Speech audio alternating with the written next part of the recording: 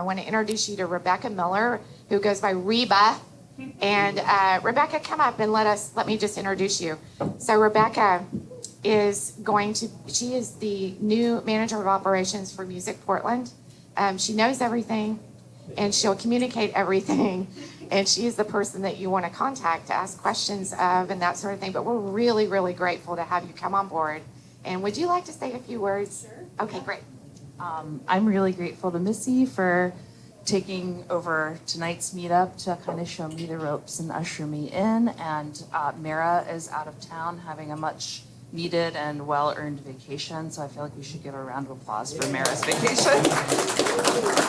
Hopefully she's in a hot tub right now. A little bit about me. I've been a performer and a songwriter since I was 15 and I'm 42 now. So like almost my whole life. I've done a lot of tour managing and band managing, so I know all about herding kittens. The nonprofit sector is new to me, but I've been wanting to do meaningful work that will support artists and all of the folks who work in our industry, and I'm just really excited to be here and to have this opportunity. I do not know everything yet, but I am learning, and the more questions you have for me, the more I learn and the faster I learn them. So please consider me your resource, and I'm here to support and offer my assistance in any way that I can. And thank you all for being here and for being a part of this. It's really wonderful what we're all doing together. So round of applause for yourselves. Thank you, Reba. All right, Jamie. So we're gonna install the panel up on the stage. And what we're gonna do, so we've got 3 panelists tonight. We have Brendy, we have Derek, and we have Jamie. What I'm gonna do is hand it off to you, Jamie. Jamie is a member of our board and knows what it takes for change to happen at the city, state, and federal levels of government. And it's a lot of work. So Jamie, you tell a little bit about yourself and then introduce your panel, and I will come back for Q&A. So if you have questions to be answered, look for me, and I will bring you a microphone. Excellent. Thank you, Missy. Well, hi, guys. If you've been to a First Monday event, you've probably seen me before. I am Jamie Dunphy. I'm a board member here with Music Portland. I'm also on the Music Policy Council. I am really happy to be a part of this group. And let me just tell you that, oh, thank you. Chairs are a smart idea. These guys are better than me. I have been a musician in this city since I was 15 years old as well. I have seen what has happened to our music industry, and I've also been involved actively in both local, state, and federal government. Portland used to be a place where you could work 20 hours a week as a barista, and it was raining all the time, so you stayed inside with your guitar. And you could find a way to make a music career out of that. That's not the city we have anymore. And we can't be casual about the city that we have, and we can't be casual about the careers that we choose to have. We have to be intentional. We have to act as a unit. Everybody I've ever talked to in the music industry knows that we're all siloed in a lot of ways.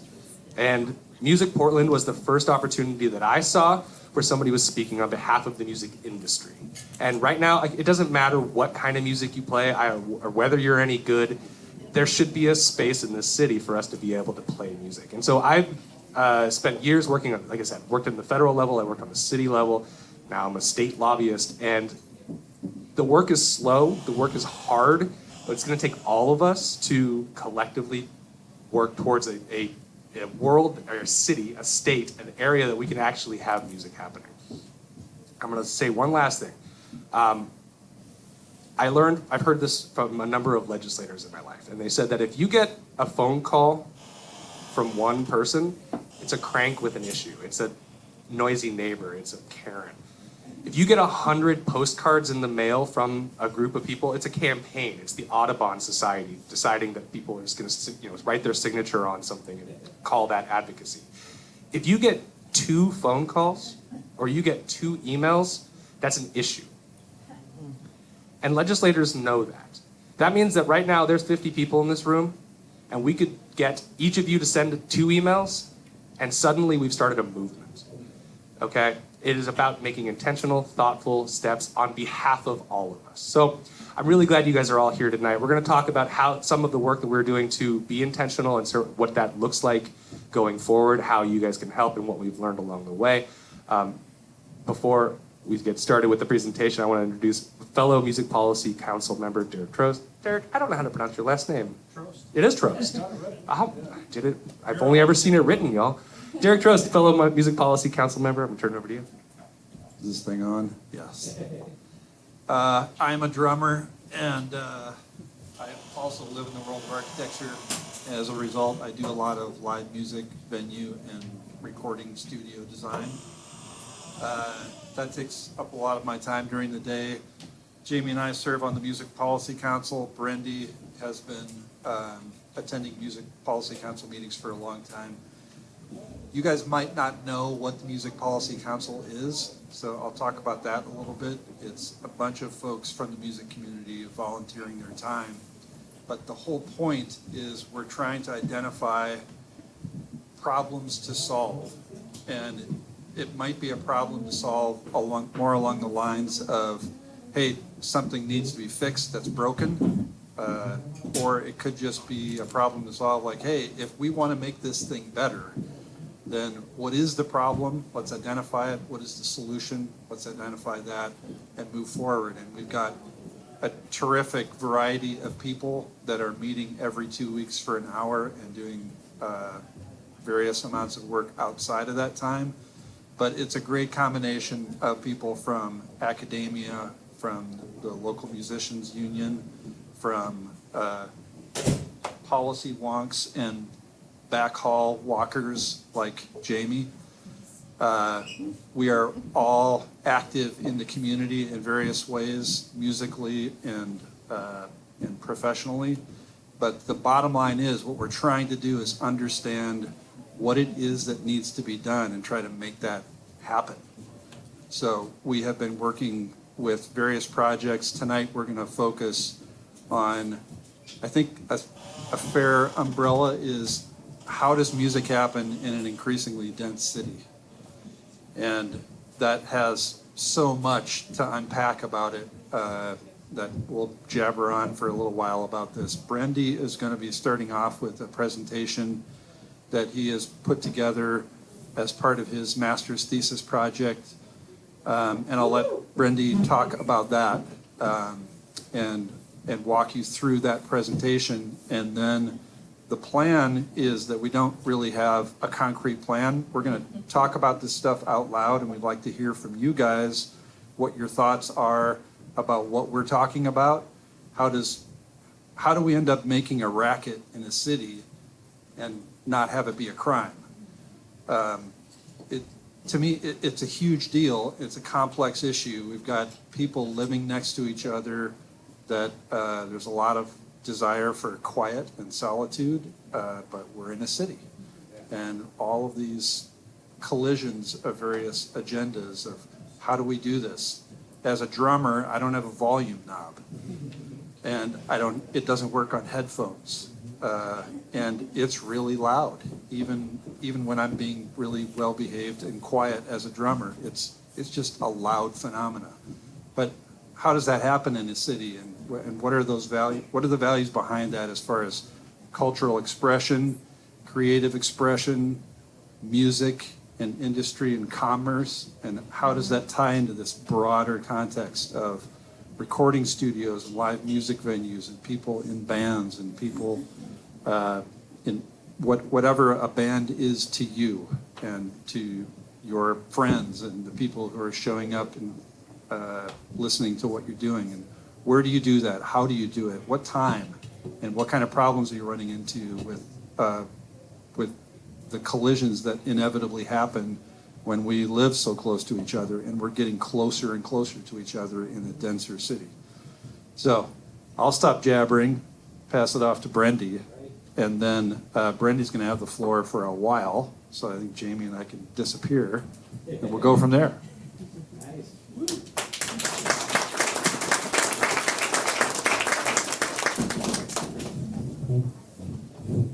Well, all right. Thanks so much, Derek, and thanks so much, Jamie.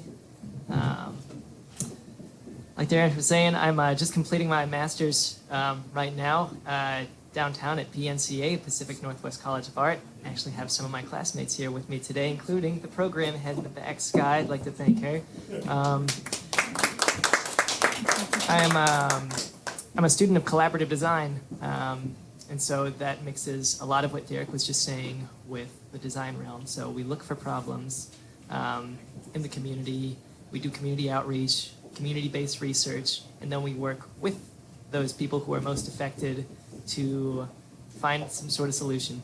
And that solution can take many forms. It could take the form of policy change. It could take the form of putting in more public transportation at different spots so you can get to school. A lot of different things. This presentation that I'm going to give, it's sort of a 3/4 of the way checkpoint for the research and the work that I've done. So the year's coming to a quick close. So this is sort of a little work in progress. I've met a lot of you in the audience already and actually conducted some interviews with y'all. All of that's going to be shown here tonight, and I can kind of give you a little taste of what I've been working on and some of the issues here that we face in Portland as musicians. Ultimately, we live to make, and we want our voices heard because of it. And we want to make sure that everyone has an equal opportunity to do that. Great. So Derek, you got your clicker finger ready? I do indeed. All right. I didn't memorize it, so I'm going to be looking down a little bit, but appreciate your patience. Also, I want to say this. I'm a student, and I'm constantly learning. I'm going to mess some things up tonight. There might be some facts that I might have misread or misunderstood. Please, afterwards, come up to me. Let's talk about it. The first time I gave this presentation, there might have been a couple musicians in the room, and so this is very close to all of our hearts, so I appreciate all of you sticking through it with me. All right, let's do it. All right, good stuff. All right. All right, we can go to the next one already, Derek. Yeah. Actually, let me move on. Let's make a little bit more sense.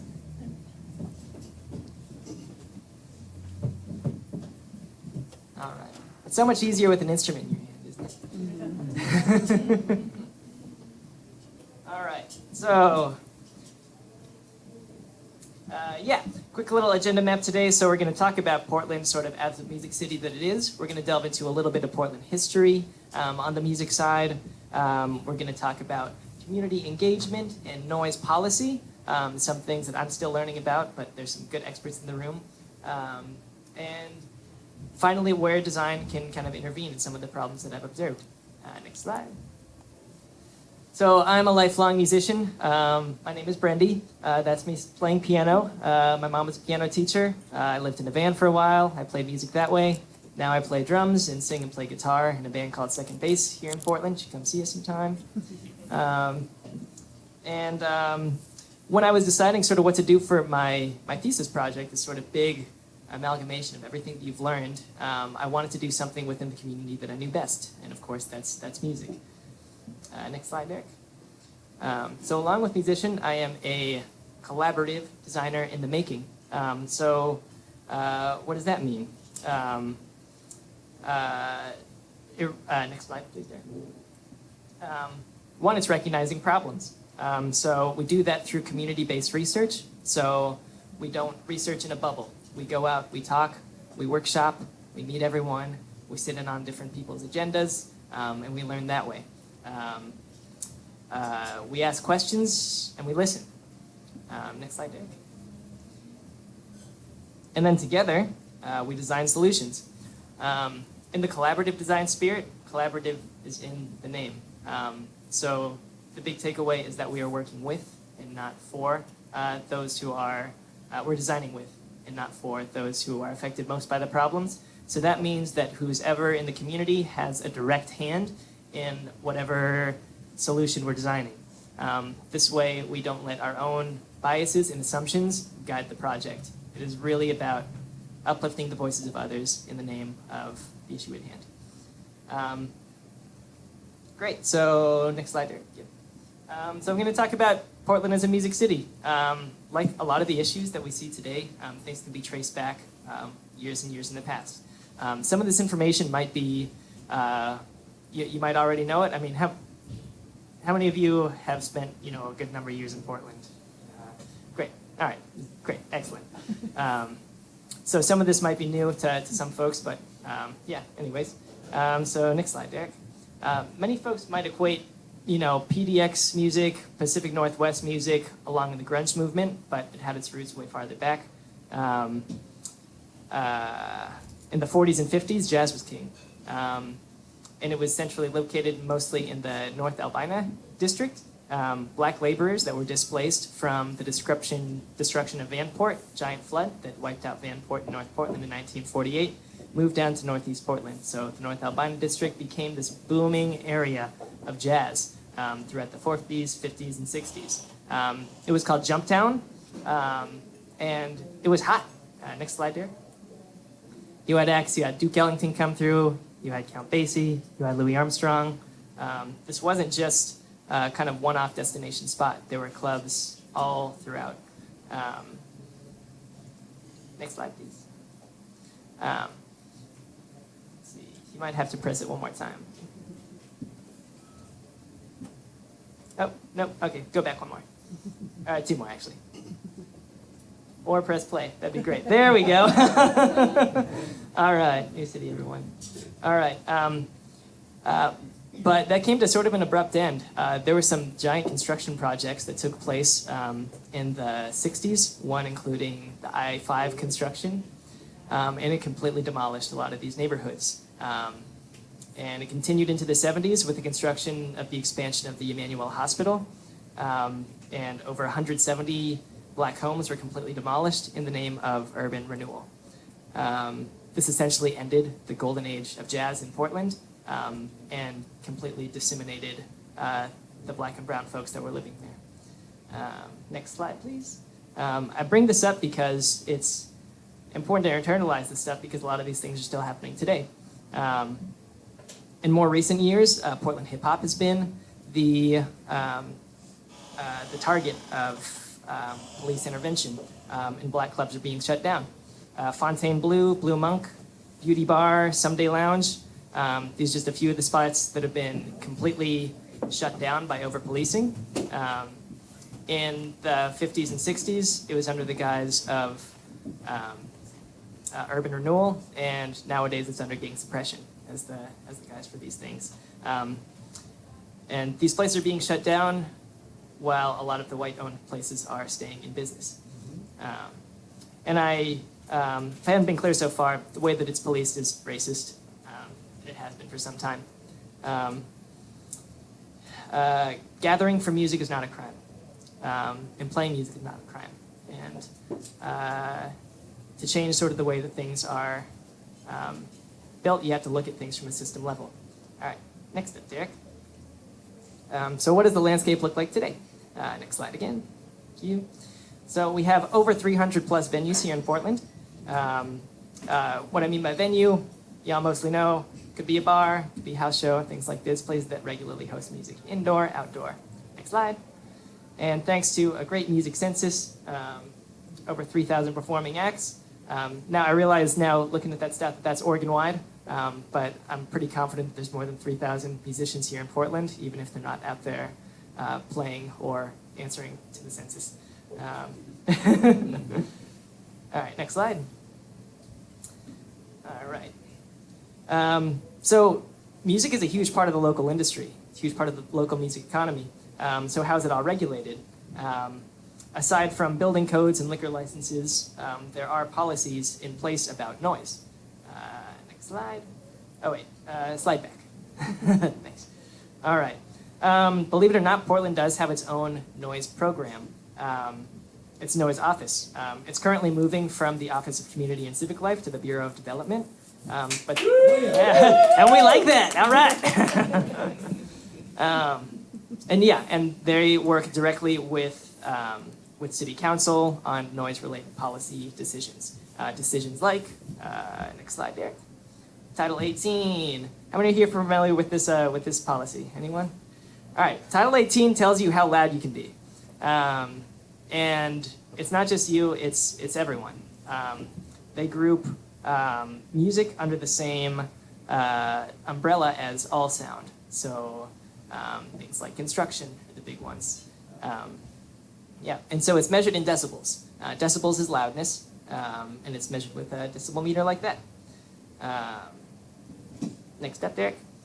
For reference, 75 decibels is sort of like a vacuum cleaner, while 70 is sort of like a normal conversation. Next up. And it outlines the times of day that these levels are permitted, and the different zones where they are permitted as well. So, for instance, like an industrial space will have a little bit more leeway than an open space or a residential area. Next slide. All right. So on the music front, this really matters. Currently, music is seen as noise. There's no scale that separates the noise that you hear from music from the noise of the pile drivers that are building the city up. So what do you do if you want to make some noise? Next, you got to apply for a noise variance. Next slide. And a noise variance is like a noise permit. Next slide again. Sorry, it's a lot more fluid when it's right next to you. But we're learning together. This is great. All right. So to go through the steps of getting a permit, a variance, you have to have all the information about your event, where it's going to be, when it's going to be, how loud it's going to be, how many people are going to come through. You submit all of that to the noise review board. You go in, you argue your case. They during the appeal process, and then they either give you the permit or don't. There's a couple gaps in it though. Let's see. Oh, wait, next slide, Derek, sorry. There you go, that's the process. All right, and if you don't get a variance, next slide again, you might just get a, next slide, noise complaint, there you go. All right, and as musicians, why do we care about noise complaints? Well, there's a lot of different reasons.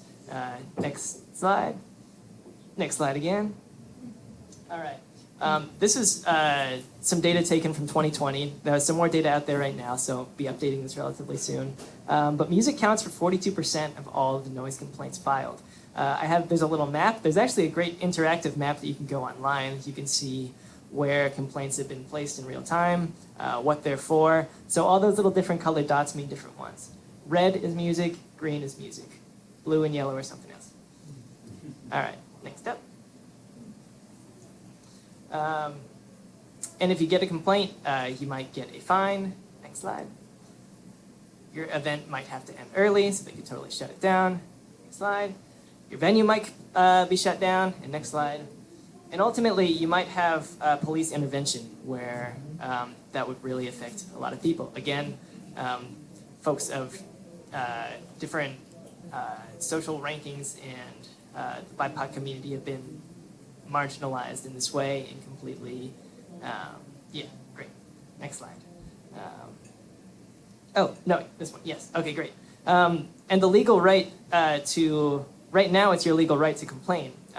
And so if anyone hears a sound that they don't like, they can make a call, complain about it. And the problem with this is that it's the extending the arm to a public who might be working on any kind of personal biases. So people have become sort of normalized to this idea where if you don't like the sound of something, you can call the cops. Great. Next slide. So getting into my project. So a lot of that was just sort of background research. And after that, I sort of went into the field and started talking to a lot of folks. Now, I kind of felt that I knew a whole lot about the music community, but there was a whole lot that I didn't know. And to do that, I need to talk to more people. So next slide, Derek. Great. So I started by sitting in with Music Portland and council meetings and stuff. And sort of just being pretty quiet, taking a lot of notes. I sat in with the noise review board meetings with the noise program people. And then, next slide. And then I started talking to my friends, different musicians, different bands in Portland. Next slide. Rappers and music advocates and hip hop artists. Next slide. And then people who are putting together their own events. So the DIY house show scene, a lot of hardcore scenes, stuff like that. And with everyone, I would play some different kind of design games to get them to go through their day. Next slide, Derek. And identify problems that could be like barriers to either them practicing their craft or just kind of moving along their day.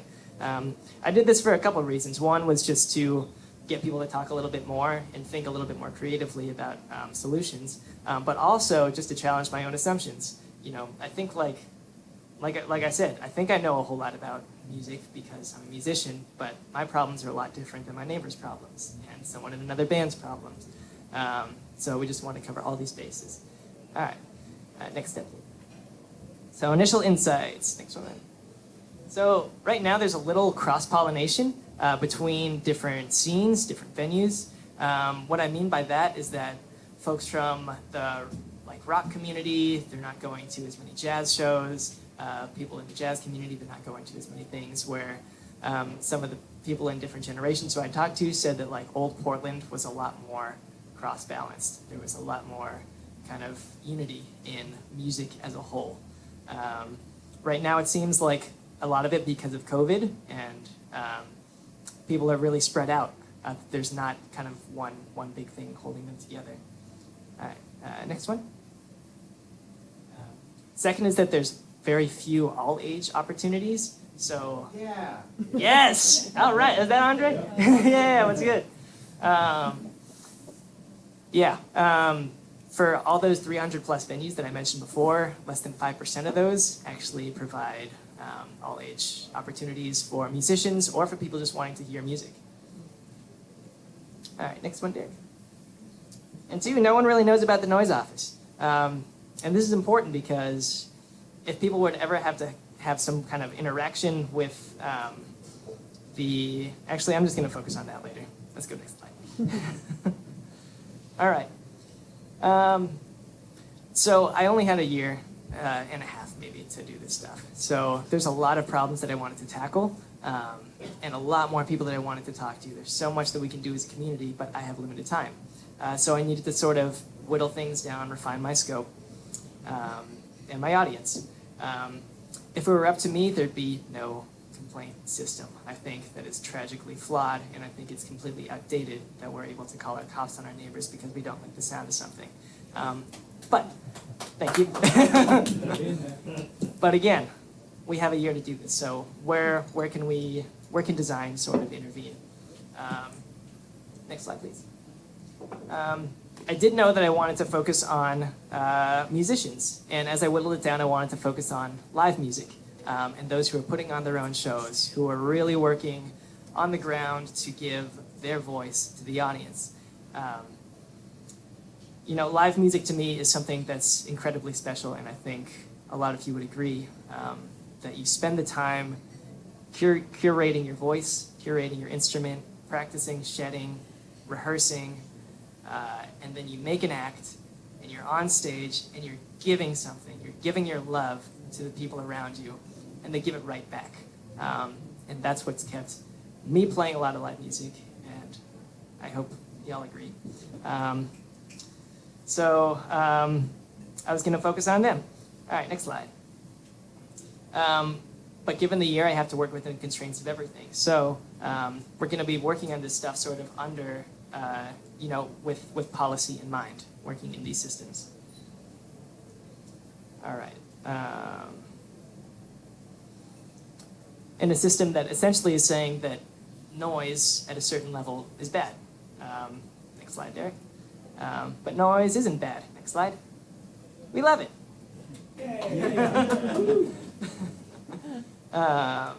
Next slide. Yeah, because every...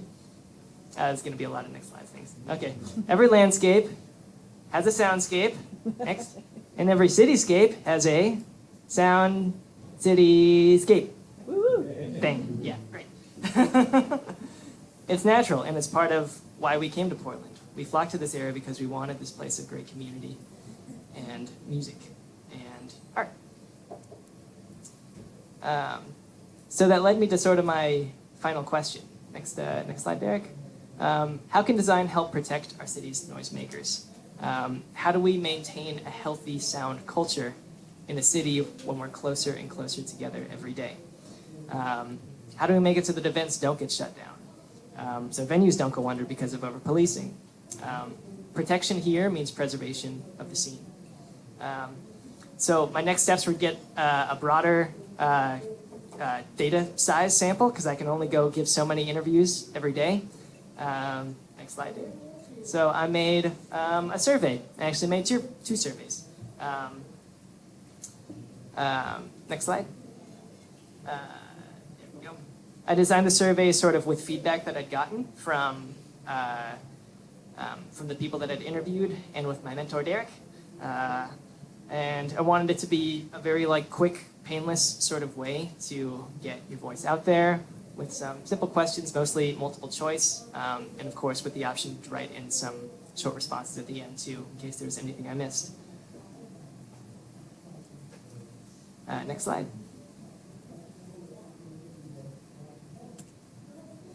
I ran a little social media campaign to incentivize participants, put up a $50 gift certificate to music store. Next step. And after 2 weeks, we had 888 responses, that's really good. That's great. That's amazing. The second survey is still out, and it'd be great. I'll put a link up afterwards. If anyone who hasn't participated in one of these before, send it around to everyone. We want your voices. I know you're filling out surveys and stuff all the time, but it helped. Great. All right, next slide. So what did we learn from the first one? Got some little stats here. Next one, Derek. On the people who had received a noise complaint, 70% said that they did. Next one. And the consequences of the noise complaints are really interesting. A lot of people's events were completely shut down. There's a lot of fines, equipment seized. 119 people said that arrests were made, which is a lot. And 56 had no consequence. Yeah, it's wild. What does that mean? Equipment seized? They took your stuff. Yeah, they literally take your stuff. Are they? I think so. Well, I don't know. Yep. Yeah, that's right. And was this sample over multiple years, or was this from a year? This was just based off of participant responses, so I don't know when these took place. Right. Yeah. All right, next slide, Derek.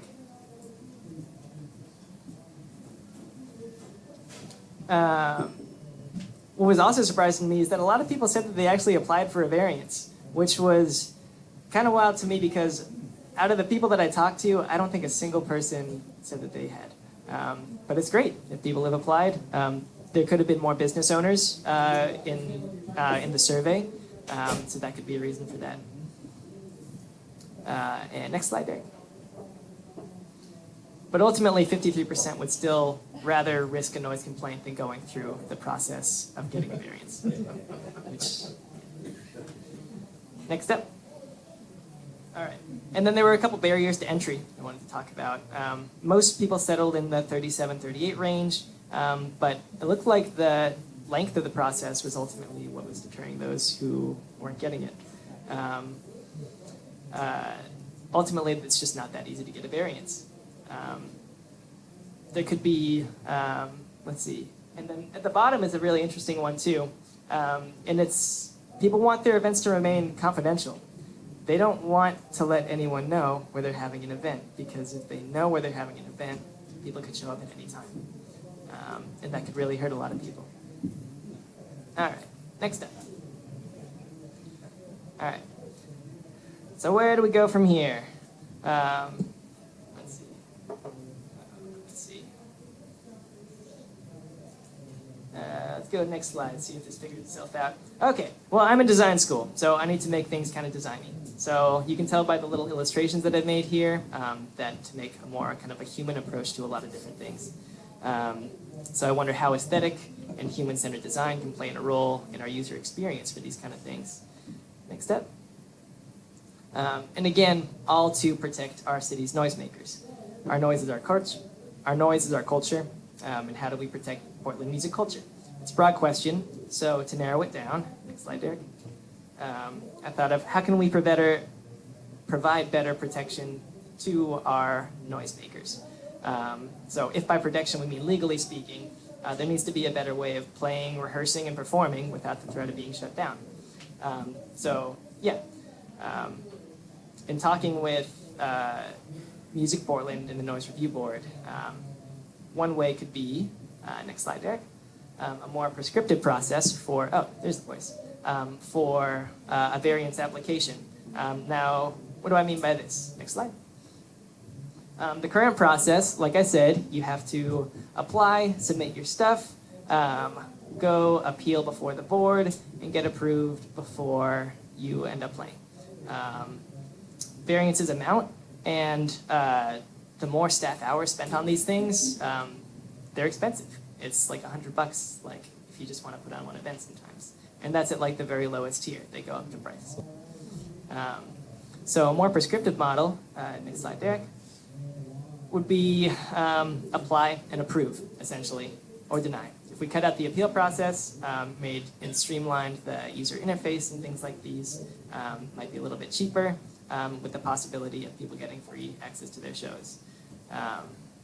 And if that happened, might more people get them, and might more people be protected. Next step. So what does this look like? So I started designing, next slide, Derek. I started designing sort of mock-ups of a more kind of like easy-to-use interface kind of thing. Next slide, Derek. These are just notes. Or you can use like your phone to apply for one. Next slide. You might have to press play. I just added this one, so it might be a little different. I want to see if it works.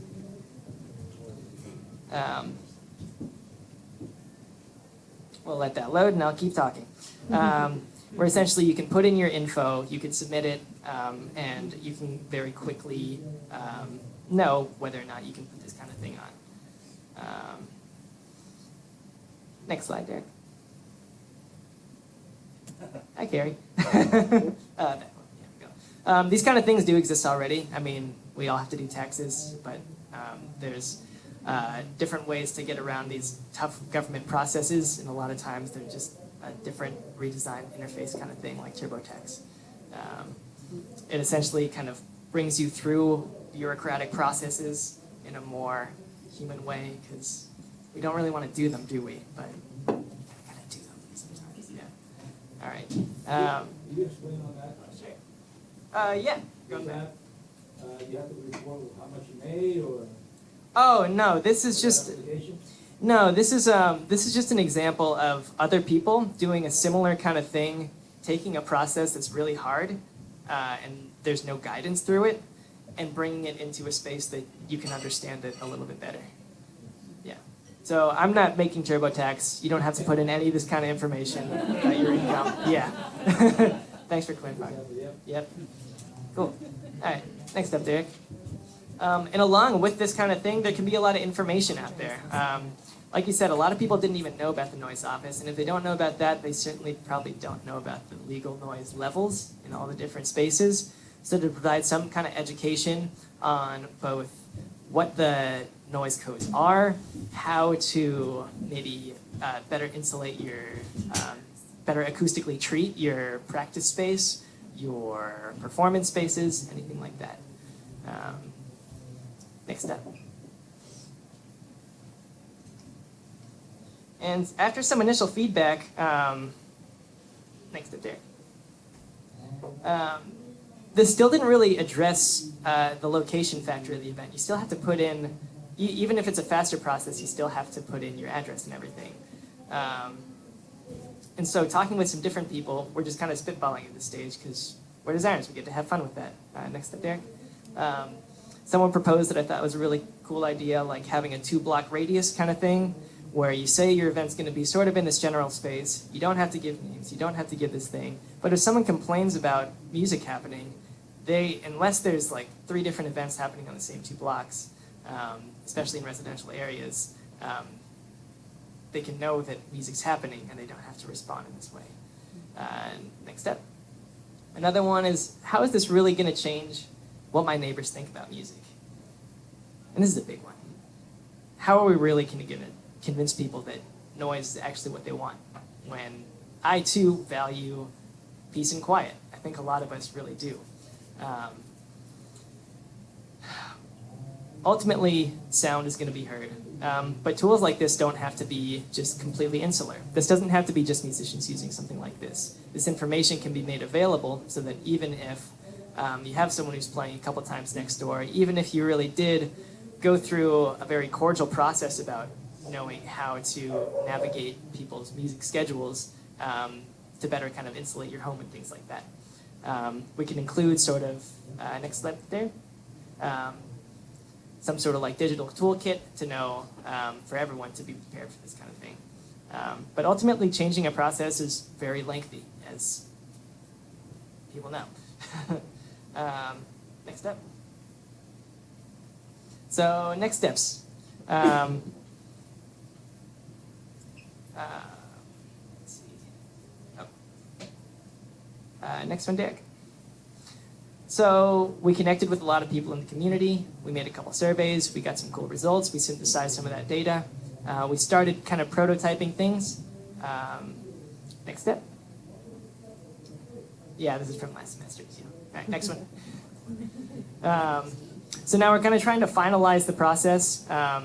These things move slowly, and like I'm a student, so we get to kind of play around with these sort of things. We can look at what like a perfect kind of scenario for musicians would be, and it might not be what's currently on the docket or currently viable. We could be thinking a couple steps ahead of things. We get to speculate on the future and create something that's can exist as sort of something of a future that we'd like to see. And we're going to continue testing prototypes and things like that. And I'd love all your help for that. If you want to come talk to me afterwards. Next one, Dick.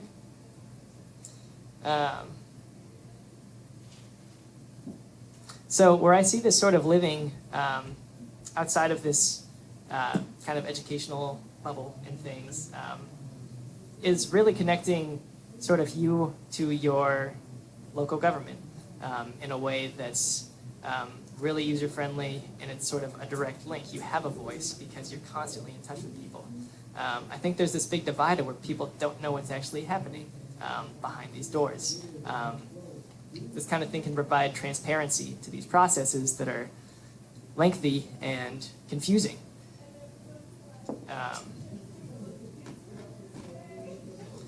And if you have something like this and it's easier to get a variance, even if your neighbor comes over and they're like, hey man, I really don't like this. You can say, hey, I understand, like we talked earlier, it's great. Here's a permit from the city. The city that I live in really values this kind of thing, and they're willing to help people like me so I can practice my craft. All right, next up, Derek. Portland's unofficial motto, is keep Portland weird. And what's weird but not creative and fun and loud and quirky and gross and all this great stuff. People inspiring people and having the creative freedom to do so.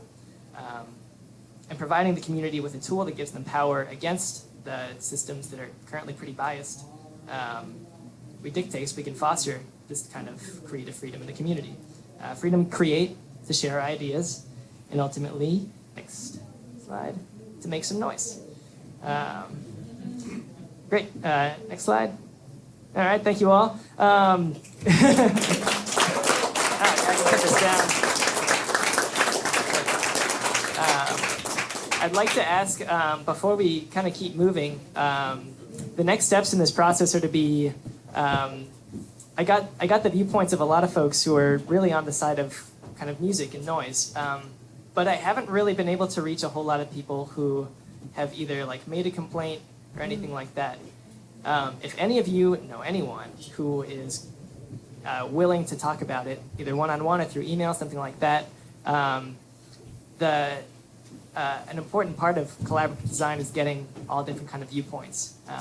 And I can get some of those viewpoints through comments I see on the web, but I'd also like to be talking face-to-face with people. So keep that in mind. Let's chat afterwards. I'm going to put up a link to the current survey so you can scan it with your phone. Takes 4 or 5 minutes max. All right, thanks so much.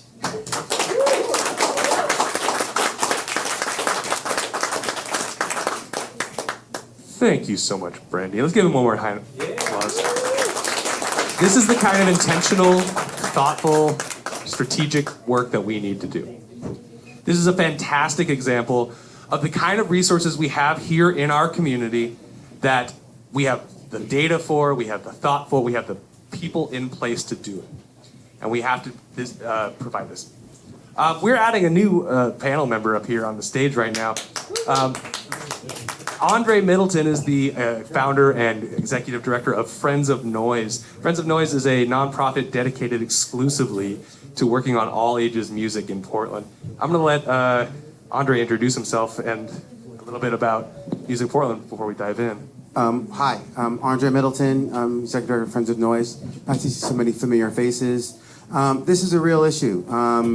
When the pandemic hit, so many venues closed. There was so many lack of access. And a lot of things started moving outdoors, into parks, into parking lots, under bridges. And in 2022, we produced over 30 concerts under a bridge. And it became the spot because so many houses were shut down. People couldn't be in close quarters. So luckily, location has a real impact on who gets complained on. So when you're in an inner southeast or under a bridge, nobody knows about it, and that's really been the sweet spot for us. Another thing that we've been doing is that we've been applying for the noise variance on behalf of artists. So if there could become some sort of centralized organization that has insurance, that has done it enough times that it's just a matter of filling out a form and hitting a button. So how do we kind of share those resources? How do we share that information instead of just expecting every individual artist or group to figure out how to navigate it on their own? So, so that's what we do. Also, you know, the young people of today are the musicians who are going to be on this stage 5 years from now. And what they desperately need are just a leg in, you know. I mean, La Luna was an incredible location. Satyricon was an incredible location. X-Ray was an incredible location. And those kind of venues that are quasi-centralized, now so many venues are out in neighborhoods because there's been such a hollowing out of the downtown core. So a lot of people say, hey, why do I have to go downtown and listen to music? I want to do something at the Fix and 2 in St. John's. Or I want to do something out in Montevilla. So how do we kind of navigate that space where there's venues next door to housing? There's got to be a way of maybe creating new centralized districts that aren't centralized in downtown, but are part of the Gateway District or are part of St. John's in a way that is in a protected space. So that's my 2 cents so far. Thank you, Andre. Doing incredible work out there in the community. So before we dive in, I want to talk about just a little bit of the work that the Music Policy Council has been doing on your behalf.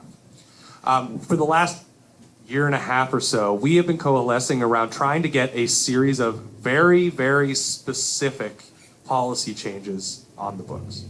Earlier, we mentioned about how the Noise Office has been moved from civic life to the Bureau of Development Services. I'm going to tell you right now, not one person in this room actually needs to know what that means, but we do. And the reason why it matters is how the government thinks about and treats music.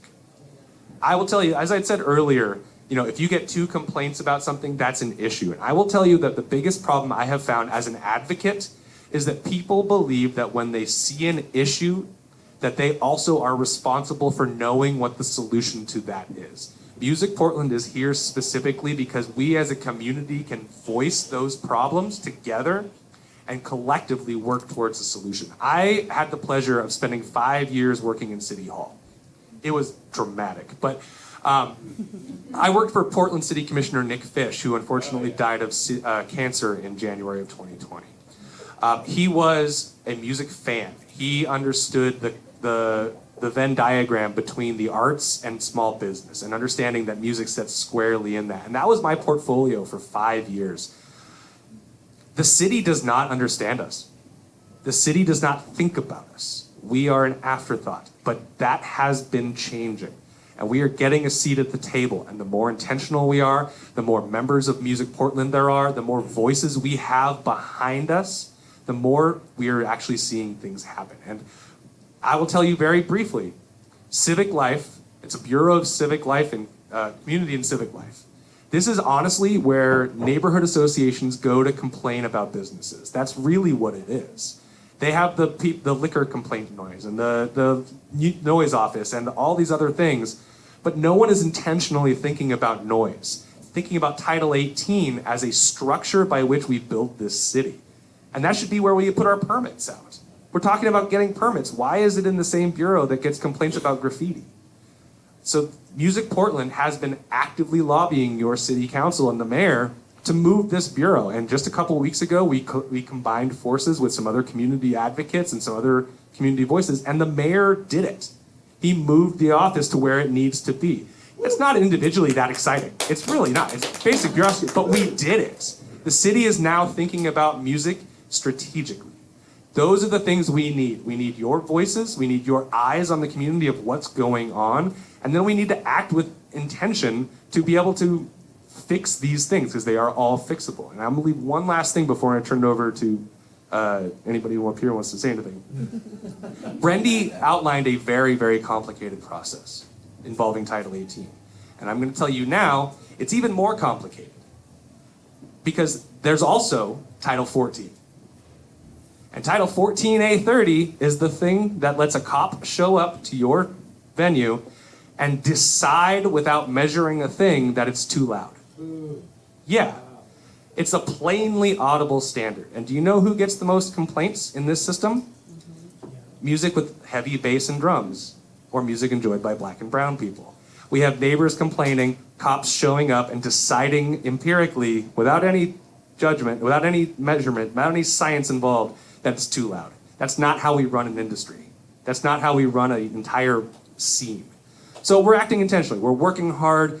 We're laying into the mayor's office as often as we can. We're talking to the Willamette Week. We need people to help us. So all these things are coming together. All these thoughts, I'm rambling. I apologize, friends, but we have to be intentional. We have to be a community.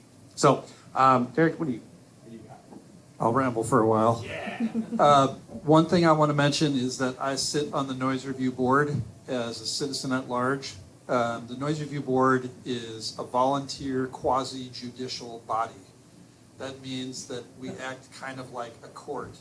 And if somebody has a beef about sound, they can come up and testify, and we listen to their complaints. That can sometimes go on for well over an hour, listening to 40 or 50 people talk. Sometimes it's just 2 or 3.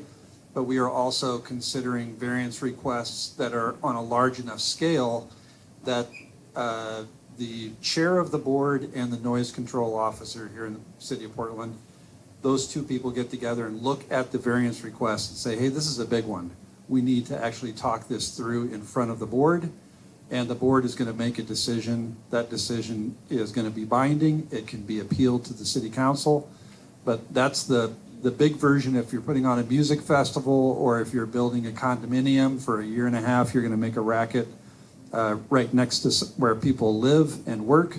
Those are examples of things that the Noise Review Board deals with. But we are also supposed to be, and haven't been doing a very good job of, educating the community about the Noise Review Board, about Title 18, about how to navigate this process, about how to cooperate and live with each other in a city that's an inherently noisy place. That stuff needs to be improved a lot. And I have been on the Noise Review Board for about a year now, and we have finally got a work plan together for this fiscal year where we will start to tackle some of those things as concrete problems that need concrete solutions. Let me give you an example of what happens when you have a large industry with a large voice, and it's reflected in Title 18, and it's something that we as a music community, I think, would love to have. If you're in the construction business and you're running a saw, if somebody complains about the noise office or the noise officer says, hey, well, let's see how loud it is, and they go measure it from 50 feet away.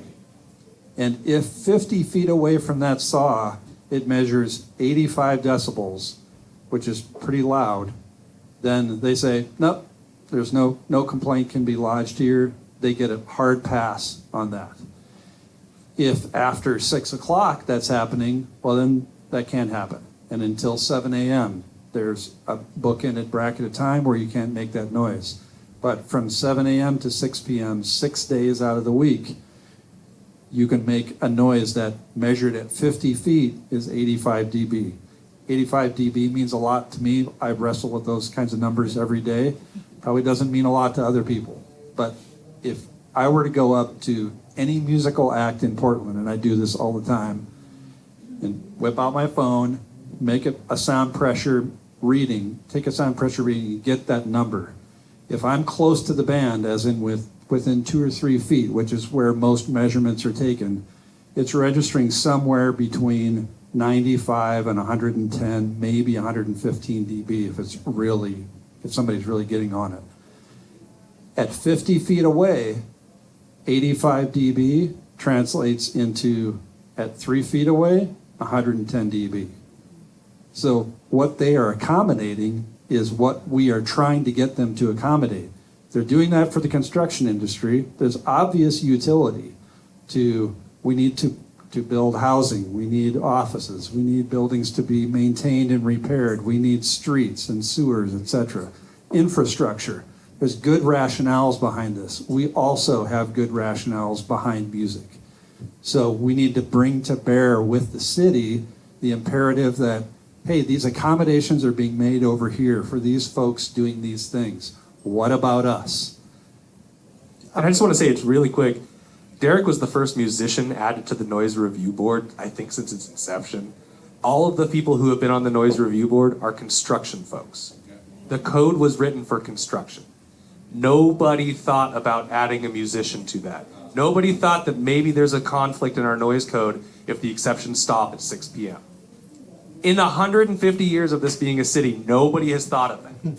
And we, at Music Portland, advocated hard to make sure that Derek had a seat at the table. And it sucks. I'm not gonna lie, that's a shitty volunteer gig. And Derek's doing it for all of you, okay? It is a shitty job. It sucks. We had a question right here. Yeah, two-part question. Do the construction people ever have the cops show up? And are police responding rapidly to noise complaints right now when they're not able to respond to other stuff? I do know that the cops occasionally get involved with all sorts of noise complaints. I don't have any data on the cops showing up with construction, but the Portland Police Bureau primarily deals with Title 14. That's the nuisance code that, for instance, the state of Florida has decided that that same language is unconstitutional. So if it's unconstitutional in Florida, I'm pretty sure that that would not pass muster in Oregon. So real quick, in the context of that enforcement, if it's moved to the Department of Building Services, how many, I guess, noise enforcement officers will there be? I mean, is there a big backlog? I'm just curious about what kind of resources will be thrown at in this new office. This is a great question, Andre, and it shines a bright light on a major problem. So the noise office right now has one noise officer, it has one support person, and then one person who is gathering and disseminating crunching data. The city of Portland has grown in population so exponentially, and what has happened with the noise office is that staff has gotten consistently smaller, whittled down to almost nothing. Back when they used to be with BDS, there used to be a little more sharing of employees with other aspects of the department, so budget allocations for one employee might have served multiple functions in that department. But we used to have a whole lot more people dealing with this stuff, and there was a whole lot more being dealt with. There is a backlog. It's constant. There's a constant battle to stay on top of this stuff, and that's another part of the problem. The Music Policy Council is working with members of the community, including Andre, to try to understand how we can bring to bear at the city to say, hey, Title 14, that should be struck. We have Title 18. It's science-based, it's data-based, And there's no longer an excuse for cops not taking sound pressure measurements. You've got it on your phone. It's a free app. And they work just fine. So those kinds of changes where we need enforcement, well, what we need is enforcement by somebody like Paul Van Orden, who is Portland's noise control officer and has been for 30 years. He came out of the punk scene in DC. He's a good guy. He's on our side. But he is up to his neck in it. And he needs help. They need more funding. One of the reasons we're trying to get it out, we have pulled it off, that we've got it out of civic life and at BDS, is to get a more sensible environment within which the noise office can hopefully survive. We also need to get it to thrive. We need to get more funding for more folks there. But part of what we need to do is reduce their workload. We've got to get these prescriptive paths going so that if I want to practice a drum on a drum kit, or if I want to put on a show, or if I want to rehearse with a band, or if I want to record a project, that I can go somewhere and there are rules and regulations that are clear, that make sense, that I can walk through it, understand it, and get a clear answer on whether I'm even going to get approved or not. And if I'm not going to get approved, what do I need to change to get approved? That would be a radical step forward. Just the clarity of transparency, what the forward path is. And that's also going to take a ton of work off Paul's lap. He doesn't have any help. So those are the kinds of things that we're trying to make changes to that will affect us in the community, trying to make music happen. And again, it's like, how do you practice your instrument? How do you rehearse your project? How do you perform with your project? How do you record that project? And who are you in the community as far as where your involvement in that is? Are you a manager? Are you a guitar player? Are you a songwriter? Are you a composer? Hey, Derek. Et cetera, et cetera. Hey, Derek. Hi, it's me. I'm Evan. We have a fifth ghost on stage. Hi, I'm a pain in the ass. Missy, I wanted to answer your other question. So, if you ask the Portland Police Bureau why y'all be shutting down our music, they will say, we don't shut down music, we don't prioritize noise calls because we are understaffed, we are highly understaffed, we have to focus on murder, and so we don't do that. How many noise calls do you think the Portland Police Bureau went on per week in Annum 2022? Zero. Do you want a number? Yeah, I want a number. How about 15? 15? Yes. I think 15 here to 0. Anybody else? 30. More than that. More than that? 20? The answer is 47. Yeah. So 2,288 over the course of that year. Only a couple of citations. But you know that you don't need a citation to get a shutdown.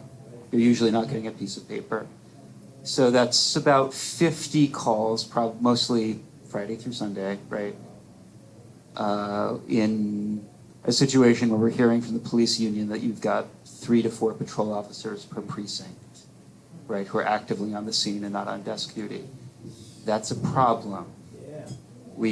Those people should be doing other things. That's all. Sorry. Evan Hoffer, ladies and gentlemen, another member of the Music Policy Council for good reason.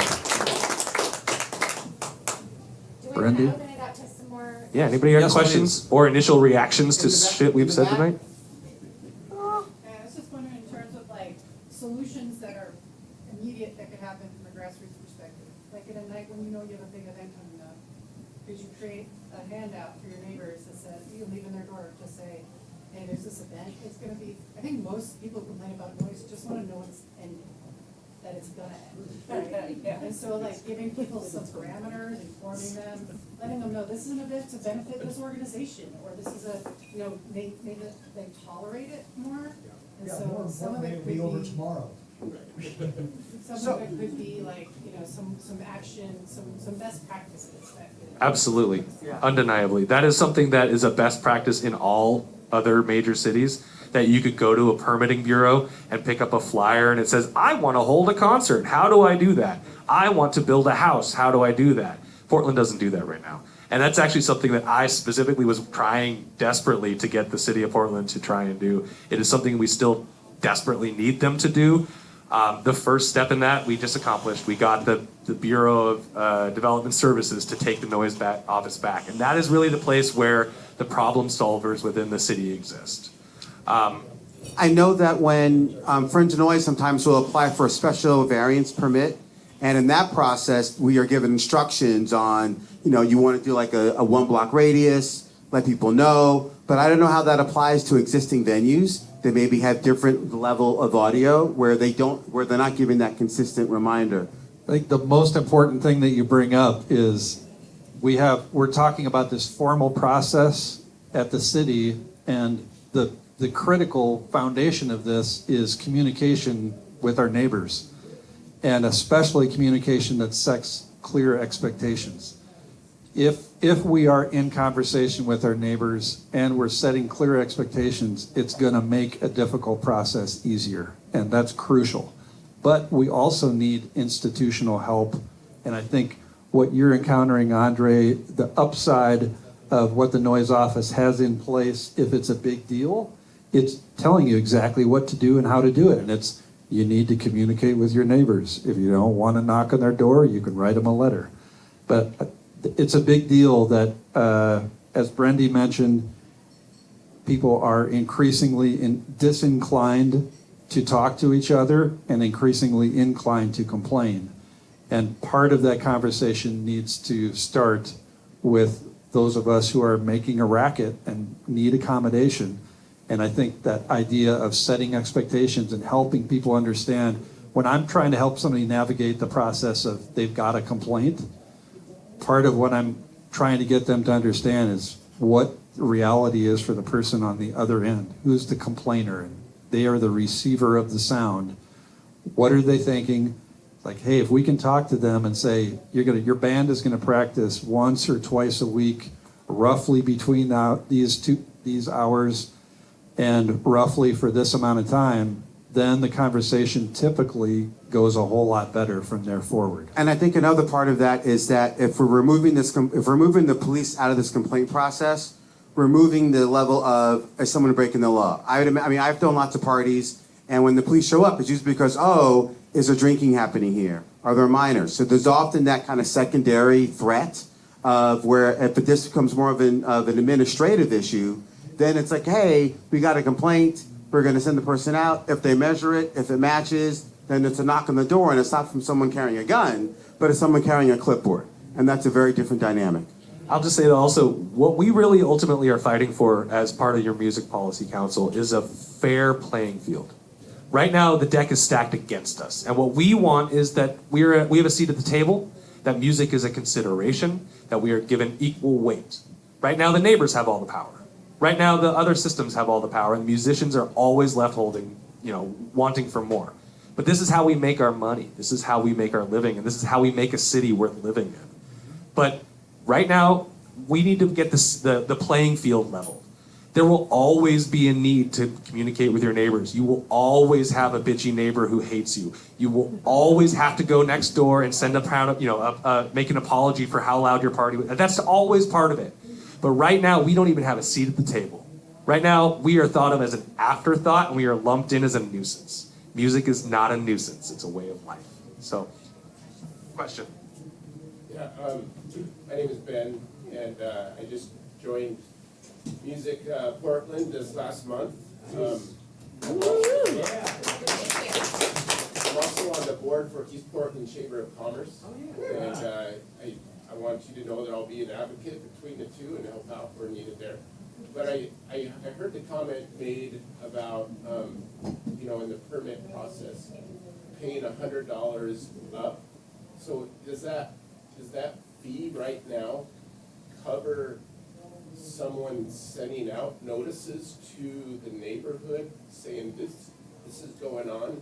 Or So the process, Unfortunately not. Yeah, go, Brendan. Yeah, the process right now is you're expected to have actual proof that you've given your neighbors a heads up. So you need number of people contacted, contact info from them in case they are the ones making the complaint or something like that, within, I think, a 2-block radius. Something like that. And on their website, they'll have like a standard form that you can either like take to someone's door. I'm also on the board at PICA, which is has a big warehouse in inner Northeast, and they have industrial on one side, and behind them it's residential.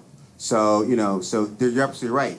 It's not the $100 fee does not cover the labor. That is it's responsibility of whoever's throwing the gig, whoever's putting on the event. But one illuminating point, I hope, is that those fees are decided on where they try to estimate the amount of city staff time that is involved with this. If we have a prescriptive path, then there's either hardly any or no city staff time involved with this. And those fees are made for construction companies. They are not made for us. AKA big budgets. I know, at least in our case, and when I say our case, I'm with the Mystic Crew of Nimbus. You guys know what that is? Yep. Anyone? No. We're a Mardi Gras troupe. And I'm not standing up for the city, but we submit and plan a year ahead, and we've been doing this event for 14 years, and it's literally tripled because of the city of Portland. And we probably employ in that evening 100 musicians or more, because did you know what the second line is? Yeah. Well, we do a second line down Mississippi Avenue, and 85, we blow that thing up, man. And I think that speaks to the need for, you have a level of institutional education that you've been able to build on every year and develop your process where now it's just a matter of typing a couple of buttons and your application is on its way.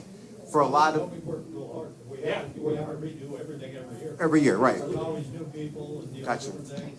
But we've got the community really strongly to all of Mississippi Avenue. And now this year we've added another 4. So anybody needing a gig, that's a good place to get. Because we have 4 more bands or 4 more venues now added to that street. I'll say that We doing live music. events like yours are what laid the groundwork for what the city can do. It shouldn't require the level of sophistication that you all provide in order for a 14-year-old with a guitar and something to say to be able to figure it out. And it definitely shouldn't ever incur a person with a gun showing up telling that 14-year-old to stop. Like there's a path that can be found through it, and we've all benefited from those who have found that path through the nonsense of that is the bureaucracy and the luck that is of not getting shut down. It just shouldn't simply be that hard. And there's just, the reality is that nobody's thinking about us. It's not malice, it's simple neglect. Nobody is thinking about musicians in City Hall. And I can say that with affirmativeness because I spent 5 years in there and they just don't get us. Oh, forgive me if someone already asked this question, but how frequent are like police calls to house parties or live venues? Because I've noticed, like myself, I've witnessed a lot of stronger offenses. People taking over streets and blowing up stuff, and the cops don't even come. So like how? You're not wrong. So we heard earlier from Evan that we get about 50 complaints per week strictly regarding complaints about noise. And that's 50 that are responded to. Wow. The cops do not keep data on if you shut down a party. The same way they don't shut down, sending some screaming person on the sidewalk home. They keep the data. They don't keep the relevant data for us to be able to find out these things. They also don't, for example, keep racial data about who they're sending home. So we don't have the data to be able to show that black and brown audiences get sent home a lot more often without anything to show for their efforts. So we don't know specifically what that looks like, but we do know what the repercussions are. We do know that there are venues that no longer exist specifically because of noise complaints without any documentation. We do know that there are artists who have very vocally said they won't come to Portland because of the way the cops treat them, and that's not even historically, like recently. So, and I'm gonna make a vaguely controversial statement. The cops have been doing a work shortage for the last year because they're protesting because they don't like the working conditions. So it's easier for them to show up to a house party than it is to shut down somebody screaming in the park blocks. Well, it's easier for them to shut down a venue than it is for them to deal with an actual problem going on in a homeless camp or on a street or two people screaming at each other. So along that line, I have a quick question. In the past, noise complaints could have a direct impact on an OLCC license. In this new system, is there still that connective tissue? Yeah. As long as 14A30 is also on the books, that complaint system, here's the thing. So Title 18, Brendy did a fantastic job of this, but we also have the police code 14A30.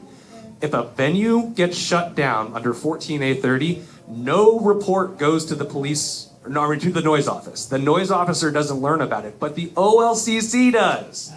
The liquor licensing department within the Office of Civic Life also learns about these things. And we have venues like Soleil's that operated for 50 years or something in this community, and then a triplex gets built behind it without a lick of insulation between them and between the new triplex and the venue, and the neighbors start complaining, and the cops start shutting them down. And what happens is they lose their liquor license because they had so many complaints. Not even violations, but complaints can make you lose your liquor license in this city under the system. As long as we have Title 14A30, there is no accountability for the police, there is no accountability for the system of government that we have, and musicians are left holding the bag. Oh, Renee. Sorry, you're right there. That's okay. I'm a lot more familiar as more of an event producer of like applying for a noise permit for an event or something. But it sounds like, and this is sort of me being ignorant, and I'm also very lucky because my neighbors love music and stuff. So as somebody who wants to rehearse in my neighborhood, can you explain like what kind of permit you need for rehearsal and how much that costs and an ongoing? There's no permit for a rehearsal. Recurring events are not covered. Okay. And I know yes. I'm sorry. So then I just don't understand exactly. So then what happens? Like you were talking about a 14-year-old boy that wants to rehearse or something. What does that kind of look like if they can't, if they are being complained about or something? Those are really good points. That's one of the things that we're trying to address is this problem that Jamie, well, all of us are identifying. Is we're not being accommodated. We're not being accounted for. So the idea that somebody needs to practice their instrument is a strange and foreign concept to anybody who doesn't practice their instrument. The idea that a band needs to rehearse is less strange, but still most people think of music, well, it's like I've either am listening to the music and it's already recorded, or I'm attending a live show. But they're not really doing the math on all the work that happens behind it. We have been doing things like getting musicians loading zones in conjunction with the musicians union outside venues, because it's just another practical thing that nobody has been properly taking care of. These are examples of things that it's going to be a long path, a process to get down this path, and it's got lots of forks in it. Yeah, long and short of it, I mean, if you have a terrible neighbor, you have no right to have a band practice in your garage. There's no process by which you can make that work. Which makes it hard with the rent, with a city where you already are having to fight high rents and everything. Absolutely. But if for 2 hours you want to stand outside with a table saw and cut ceramic tile, go for it. Right. Listen to my music, just record it. I was just wondering, is there, like you get solar panels, there's incentive, there's a tax credit to like stop polluting with solar panels, right? But what is there for a venue, what incentive is there for the venue to like retrofit their space to make it so that it like can be loud and, within the realm of like safety? It's a really good question. And Excellent segue opportunity. yeah, well, I'll say that there is absolutely none. And in fact, quite the opposite. Under our current situation that we have right now, there are no acoustic zoning standards. Not only do we not have incentives, but we have active punishments for people who are currently making music. The example I like to give is the Crystal Ballroom. Everybody's been to the Crystal? You guys know the big parking lot behind it? Which doesn't belong to McMenamins. Parking lot. There's a parking lot just, Never parked there. well, no one parks there, but doesn't belong to McMenamins, and it's zoned CX, which means that they can build 22 stories of residential against the building and share a wall And the onus for soundproofing falls on the Crystal. There's no responsibility of the new building to have any sort of soundproofing. Shouldn't they have the soundproofing? You would think so. You would think that the building coming in would have to be responsive to the environment that it currently exists. We have no protections in our code for this because, again, our noise code was built for construction. We're actively trying to fight this. We're actively working with Commissioner Rubio's office right now and the City Council office on trying to propose acoustic zoning, specifically trying to preserve what we have.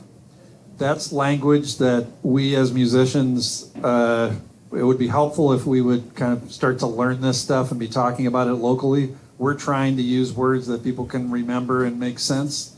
The idea behind acoustic zoning is part of what I was getting at first thing in the evening here, where I was talking about in an increasingly dense city, how do we get along? And we're making a racket.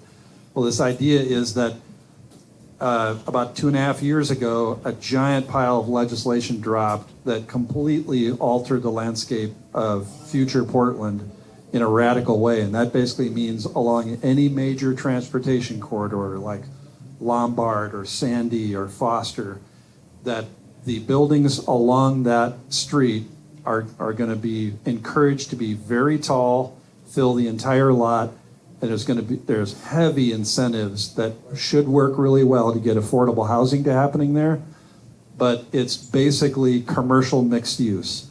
And that means you're going to have businesses and dwellings all piled on top of each other. And then right next to that, a slightly taller, still very densely packed lot. Right next to that, it starts to transition down into single-family detached homes, which is what we think of in a city like Portland as being the predominant building that is a part of the urban fabric, as opposed to in a city like New York, the predominant pattern is high-density housing. Every city in the world is increasingly shifting towards a pattern more like New York and less like single-family detached housing. So statewide, they just dropped that bomb that is changing zoning in every city in the state of Oregon, and it's happening in some other states across the country. Here in Portland, that means that we now know exactly where this density is going to happen. So what we are saying is, you guys blew it. You should have had acoustic zoning built into this from the very beginning, because you've got neighbors above and below and next to neighbors. The apartments are going to be smaller. The number of people next to each other and the increasingly dense aspect of that means that we need to change how buildings are built. We need better acoustical isolation between neighboring apartments, between an apartment and a business. We need better acoustical isolation between venues for more obvious reasons. But all these things need to be built into the code. We have an opportunity to come in a little bit late in the game, but hopefully not too late in the game, to try to catch up with that. So there is a new threshold, a standard baseline for buildings just being better by default at giving people more acoustical privacy. And so hey again, I'm Evan, and I do some of this too. So here's what we're proposing, and maybe we can bring our way towards a close with this. Here's what, Michael? Okay. So here's what we're proposing. We're proposing that the city of Portland adopt acoustical zoning standards. And what that means is that the Bureau of Buildings and Development Services will keep track of where the venues are in the city. And when there is a major construction project, like right next to the Crystal Ballroom, there will be an onus upon that construction project to acoustically isolate sufficiently to make sure that the Crystal can still operate. And there are rules like this around the world. They do this in London. They do this nationwide in Scotland. There's a rule like this in Austin. It's operated like this in parts of San Francisco. It's not a new thing. We can bring that here. We're also proposing that in these increasingly dense commercial next to residential zones, that the city of Portland adopt new rules requiring at least some basic standards for what sound isolation around residential units needs to look like in such a way that we still get the affordable housing we need in the city, but we don't blow the ability for people to practice their instruments in their homes, which is how all of us do it. There's like 3 hourly rehearsal spaces in the city. It's amazing. And so that's what we're putting forward. We're putting that on Commissioner Rubio's desk to the Bureau of Planning and Sustainability. Eventually, it will come to hearings and it will come to votes. And we hope that we can count on all of you to be there, to speak up about why this is important, and make a ruckus, make a problem. Yeah. Thank you. So if you're not already a member of Music Portland, please join. If you're not on our mailing list, please get on the mailing list. If your friends are not members yet, please let us know. We need to all speak as one. You guys, I mean, this is just a taste of the depth and of nerdiness collectively on this stage, and including Evan. We don't need you to know the solutions to get involved. We need you to know the problems, and we need you to know your craft. Thank you guys for coming out tonight. Thank you. I just want to say one more thing. People don't realize that, right, Portland may be in a rough spot right now, but it is getting people out of their homes, into venues, enjoying spaces in a common way that's going to be part of how Portland gets back to where it used to be. When people feel safe walking the streets because they're going to a venue and there's a lot of people around downtown, where the town doesn't shut down at 7:30 because it gets a little dark. So this is really a big deal in thinking about how do we have a strong, vibrant community, and music can be a real big part of that. Thank you. Thanks to the Alberta Street Pub and for our front of house sound crew and making this all go.